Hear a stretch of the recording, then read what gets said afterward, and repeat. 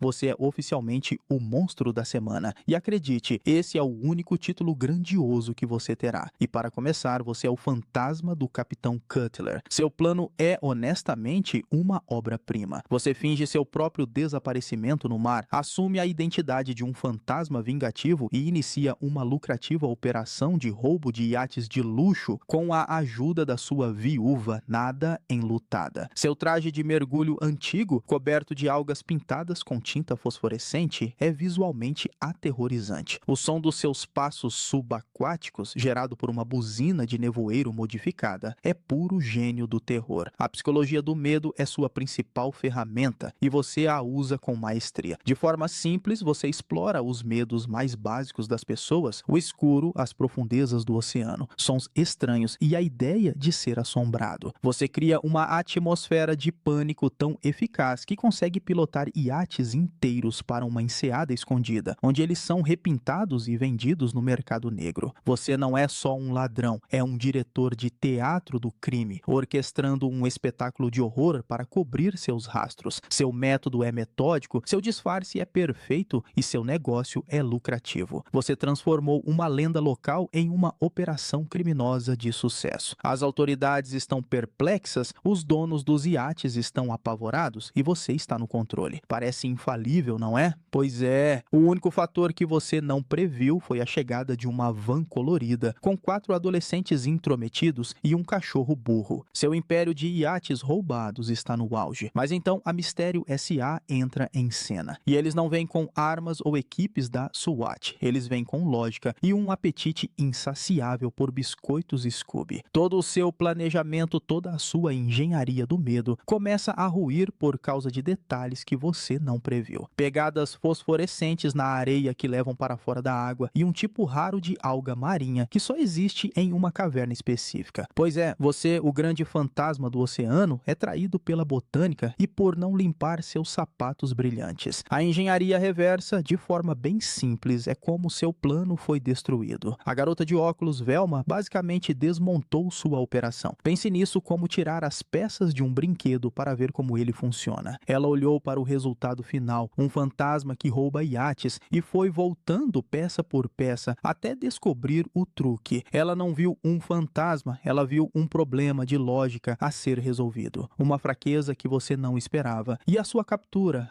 Não é uma batalha épica, é uma armadilha ridiculamente complexa montada por Fred, envolvendo uma catapulta, uma rede e uma vitrola tocando música de festa. Uma engenhoca que, previsivelmente, captura Salsicha e Scooby primeiro antes de, por puro acaso, funcionar em você. Que humilhação. Você é desmascarado, revelado como o falecido Capitão Cutler, e sua grande declaração final se torna um jargão para perdedores em todos os lugares. E eu teria conseguido se não fosse por esses garotos encheridos e esse cachorro idiota. Sua carreira de fracassos continua, agora com uma nova identidade. Você é o Sr. Wickles, o curador do Museu do Condado, e você é o primeiro monstro, o caso de batismo da Mistério S.A. Seu plano é elegante e explora a psicologia do medo. Você usa a lenda local do Cavaleiro Negro, cuja armadura acabou de chegar ao seu museu para acobertar uma lucrativa rede de falsificação de arte. À noite você afugenta todos, dando a si mesmo tempo e espaço para roubar obras de arte e substituí-las por cópias. A sua persona é a personificação do pavor medieval, uma armadura negra e imponente que se move sozinha pelos corredores. Sua genialidade está na simplicidade do seu método, uma aula de ilusionismo e mecânica simples. Pense em você como um mágico de teatro. Sua mágica de mover uma armadura pesada é só física básica. Você não está possuído. Você está operando um guindaste de caminhão do lado de fora, usando cabos finos para mover a armadura como uma marionete gigante. O terror que você causa não vem do sobrenatural, mas da sua habilidade de usar ferramentas comuns de forma criativa. Seu crime é quase perfeito. A lenda te dá a cobertura e o medo te dá a privacidade. Você explora uma rede de passagens secretas para se mover sem ser visto. E seu Cavaleiro Negro é um rolo compressor silencioso de terror psicológico, projetado para maximizar o pânico. Você estabeleceu um modelo para quase todos os vilões que viriam depois. Uma lenda local, um local assombrado e um culpado com um motivo bem mundano. Você é o protótipo do fracasso engenhoso, seu plano de mestre, sua ilusão de terror medieval, começa a desmoronar não por uma investigação policial de alta tecnologia, mas pela mais pura e simples falta de sorte. A sua ruína tem um nome: Velma Dinkley. A engrenagem que emperra sua operação perfeitamente azeitada é um par de óculos perdidos. Pois é, Velma perde seus óculos e momentos depois os encontra dentro de um sarcófago egípcio supostamente selado. Um detalhe tão pequeno, mas que instantaneamente prova a existência de passagens secretas, tornando sua mágica em mera trapaça. A criminologia tem um princípio básico, o de Locard, que diz que todo contato deixa um rastro. É como andar na lama e deixar pegadas. No seu caso, o rastro que te incriminou foram os óculos de uma adolescente míope. Você, um gênio da falsificação e do terror psicológico, foi derrotado por um objeto perdido. Você concorda que isso é profundamente humilhante? Sua atenção aos detalhes na criação do monstro foi genial, mas você se esqueceu de verificar o chão por itens de perda e achados. Sua captura final é tão patética quanto a pista que te entregou. Você é pego por uma armadilha improvisada que envolve um osso de dinossauro e uma catapulta. Não há dignidade, não há um confronto final épico. Você, o terrível Cavaleiro Negro, é desmascarado como o Senhor Wickles, o curador do museu. Sua carreira como o primeiro monstro termina aqui, estabelecendo para sempre o legado de que, não importa quão assustadora seja a fantasia, por baixo dela há sempre um adulto frustrado, prestes a ser pego de um jeito cômico. Agora sua identidade muda. Você é Henry Bascombe, um fazendeiro local, mas à noite você eleva o nível da vilania. Você é o Space Cookie, ou fantasma do espaço, e sua performance é, sem dúvida, uma das mais aterrorizantes que a Mistério S.A. já enfrentou. Seu palco é um campo de pouso abandonado. Sua fantasia é a de um alienígena esquelético e translúcido, com um crânio visível dentro de um capacete brilhante. Mas sua verdadeira obra-prima é a sua risada, uma cacofonia eletrônica aguda e maníaca que ecoa por todo o local, sendo talvez a sua arma mais eficaz. Sua metodologia é uma aula de engenharia de áudio e projeção mapeada. Pense em você como o DJ de uma rave de terror. O disco voador fantasma é apenas uma imagem projetada em uma cortina de neblina ou fumaça, como um telão de cinema, e a sua risada aterrorizante. É uma gravação em fita, tocada em loop e transmitida pelos alto-falantes da torre de controle do aeroporto. Você não é um alienígena, é um artista multimídia usando a tecnologia da época para criar o show de horror perfeito. Seu motivo, como sempre, é a ganância. Você usa essa persona high-tech para assustar todo mundo e manter sua operação de contrabando em segredo no aeródromo abandonado. Seu plano é uma evolução. Você não está apenas usando uma máscara, está criando uma experiência imersiva de pavor. Seu erro, o mesmo de sempre. Você subestima a capacidade de um grupo de adolescentes de tropeçar acidentalmente em todas as pistas enquanto fogem para salvar suas vidas. Sua obra-prima de terror tecnológico, no entanto, é vulnerável à arma mais poderosa da Mistério S.A., a lógica dedutiva de Velma e a sorte estúpida de Salsicha e Scooby. Seu fim começa quando a máquina de Mistério fica sem gasolina perto do seu aeródromo, provando que até os planos mais high-tech podem ser arruinados por problemas mundanos. A investigação deles é um exercício de ciência contra a sua ficção científica. Velma nota que sua nave só aparece quando há neblina.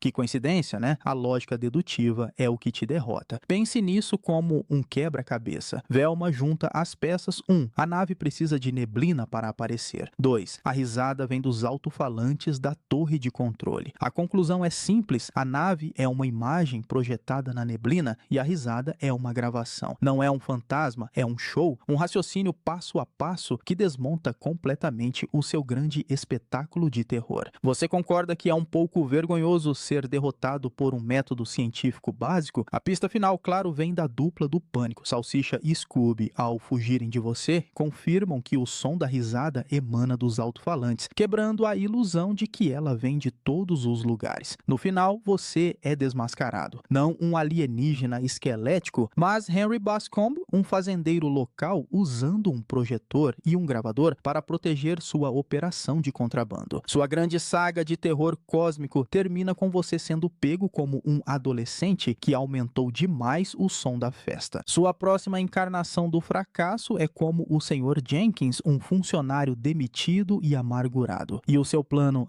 ele é uma atualização brutal. Você abandona os truques de luz e som e vai direto para a força bruta. Você não finge ser um monstro, você controla Sua arma é Charlie, um robô de 2 metros de altura, projetado para ser uma atração de parque de diversões, mas que você transforma em um drone de demolição pessoal. Diferente dos outros, Charlie é real, uma massa de metal com pinças que podem esmagar aço. O medo que ele inspira não é de fantasmas, mas da fúria fria da tecnologia. Sua estratégia é uma aula de robótica e operação remota. Pense em você como um jogador de videogame de destruição. Charlie não tem vontade própria, ele é o seu avatar. De um local escondido, você usa um controle remoto para guiar a fúria dele, destruindo as atrações mais novas e lucrativas do parque para se vingar do seu ex-chefe. É o crime quase perfeito. O álibi, um simples mau funcionamento. Quem vai culpar um homem quando se pode culpar um curto-circuito? Seu plano é engenhoso porque a ameaça é tangível. Não há máscara para puxar, não há projeção para desligar, há apenas uma máquina de metal implacável causando o caos. A questão para a Mistério S não é mais quem é o monstro, mas o que está controlando o monstro. Você elevou o nível do crime, forçando os garotos a pensar não em folclore, mas em frequências de rádio e sabotagem. Você está seguro, anônimo e no controle. Pelo menos é o que você pensa. Seu plano, embora tecnologicamente superior, tem uma falha fundamental: você. A Mistério S.A., especialmente Velma, rapidamente muda o foco da investigação. A questão não é mais quem, mas como. Eles percebem que os ataques do robô, embora pareçam aleatórios, estão convenientemente destruindo as atrações mais novas e lucrativas, beneficiando indiretamente o dono de uma atração mais antiga. A lógica deles começa a cercar seu álibi de mau funcionamento e o cerco se fecha. A ciência forense, de uma forma bem simples, explica sua queda. Pense em uma cena de crime, onde detetives procuram por DNA ou impressões digitais. No seu caso, o DNA que te entregou foi a gordura de pipoca. A sua derrota não veio de um hacker genial ou de um confronto épico. Veio porque Salsicha e Scooby, provavelmente procurando um lanche, se esconderam na sua sala de controle secreta e encontraram o painel de controle remoto, com um joystick coberto de impressões digitais gordurosas de pipoca. Que final patético! Você é um gênio da sabotagem remota, é derrotado pela sua falta de higiene ao lanchar. A descoberta não é tirar uma máscara, mas encontrar o titereiro por trás dos fios invisíveis do rádio. E o titereiro, o senhor. Jenkins, o funcionário demitido, é pego não por causa de um erro no seu plano, mas porque ele não limpou as mãos depois de comer. Você concorda que essa é talvez a forma mais humilhante de ser pego? Traído por um balde de pipoca. Sua última e talvez mais engenhosa persona do fracasso é a do Sr. Leach, um ex-atleta olímpico de esqui. Seu disfarce, o fantasma da neve, um yeti aterrorizante que assombra um resort de esqui para cobertar sua operação de contrabando de diamantes. Seu plano é uma aula de como usar o ambiente a seu favor. Você, coberto por um traje convincente de pele de urso albino, se torna uma lenda viva, um monstro de quase 3 metros que parece se mover silenciosamente através de nevascas. Suas habilidades são aparentemente sobrenaturais. Você se transforma em uma bola de neve, fica transparente e deixa pegadas gigantes que terminam do nada. Sua estratégia é uma mistura de criptozoologia e camuflagem. De forma simples, você explora o poder de uma lenda. As pessoas já têm medo do Yeti, então metade do seu trabalho já está feito. O resto é um disfarce inteligente. As pegadas que desaparecem são feitas com esquis gigantes que você simplesmente remove para sumir na neve. Sua transparência é apenas o efeito de um traje branco em uma nevasca. Você não é um monstro, é só um cara que entende de moda para o inverno e de como usar a paisagem como seu cúmplice. Com a ajuda do seu parceiro, um falso eremita tibetano, você controla a montanha. O medo mantém os curiosos longe e o terreno gelado esconde as evidências do seu contrabando de diamantes, que são transportados dentro de toras de madeira. Seu plano é brilhante porque combina uma lenda global com truques práticos e específicos do local. Você é o rei da montanha, um fantasma real para todos os efeitos. O que poderia dar errado?